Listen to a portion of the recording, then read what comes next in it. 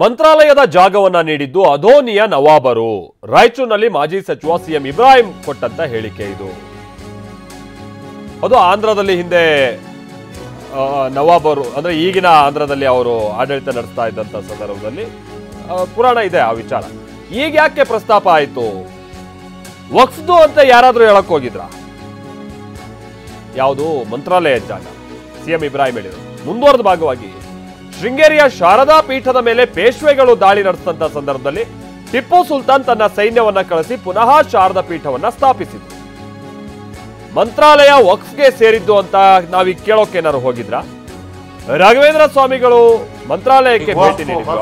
ಆಗ ನವಾಬರು ಖಾಜಿಗೆ ನೀಡಿದಂತ ಜಾಗವನ್ನ ರದ್ದು ಮಾಡಿದ್ರು. ಈ ಶೃಂಗೇರಿ ವಿಚಾರವಾಗಿಯೂ ಕೂಡ ಇದು ಪುಸ್ತಕದಲ್ಲಿದೆ.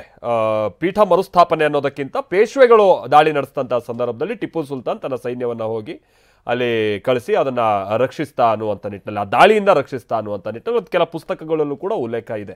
ಶೃಂಗೇರಿ ಶಾರದಾ ಪೀಠಕ್ಕೆ ಸೇರಿದಂಥ ಪುಸ್ತಕದಲ್ಲೂ ಕೂಡ.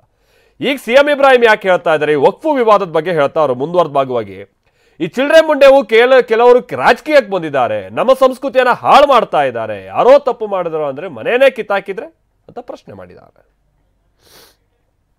ಮಂತ್ರಾಲಯ ಜಾಗ ಯಾರು ಕೊಟ್ಟವರು? ಅಧೋನಿ ನವಾಬರು ಕೊಟ್ಟಂತ ಜಾಗ ಅದು. ಅದನ್ನೇನಾದ್ರು ವಕ್ಫ್ ಬೋರ್ಡ್ ಅದಂತ ಕೇಳಕ್ ಹೋಗಿದ್ರು ಏನಾದ್ರು? ರಾಘವೇಂದ್ರ ಸ್ವಾಮಿಗಳು ಬಂದಾಗ ಅಧೋನಿ ನವಾಬ್ ಹೇಳಿದ್ರು ನಮ್ಮ ಬೃಂದಾವನೆಯಲ್ಲಿ ಮಾಡ್ತೀವಿ ಅಂದಾಗ ಆ ಊರು ಖಾಜಿ ಕೊಟ್ಟಂತ ಜಾಗ ಕ್ಯಾನ್ಸಲ್ ಮಾಡಿ ಅಧೋನಿ ನವಾಬರು ಆ ಜಾಗನ ಅವ್ರಿಗೆ ಕೊಟ್ಟರು. ಮಂತ್ರಾಲಯ ಸ್ವಾಮಿಗಳು ಹೇಳ್ತಾರೆ ಇದನ್ನು, ಹೌದು ನಿಜ.